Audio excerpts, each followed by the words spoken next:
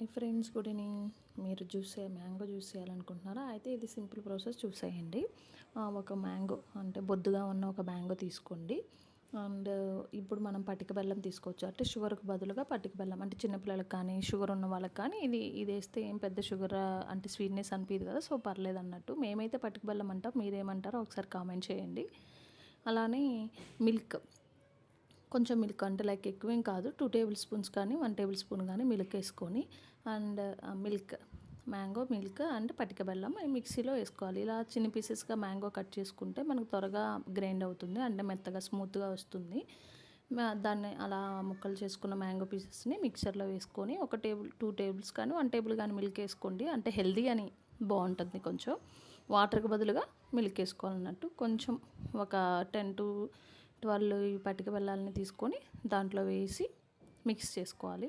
మెత్తగా గ్రైండ్ చేసుకోవాలి దాన్ని. చూసారు కదా ఎంత మెత్తగా గ్రైన్ అయిపోయిందో. ఏం లేదండి, ఇంకా సింపుల్గా గ్రైన్ అయిపోయిన దాన్ని వేరే బౌల్లోకి మనం ట్రాన్స్ఫర్ చేసుకోవాలి. వేరే బౌల్లోకి ట్రాన్స్ఫర్ చేసుకొని మీ ఇష్టం, బూస్ట్ అయితే బూస్ట్, డ్రై ఫ్రూట్స్ ఫ్రై చేసినవి ఉంటాయి కదా, అయ్యనే వేసుకోవచ్చు. నేనైతే బూస్ట్ వేసాను. చాలా అంటే చాలా బాగుంది టేస్ట్.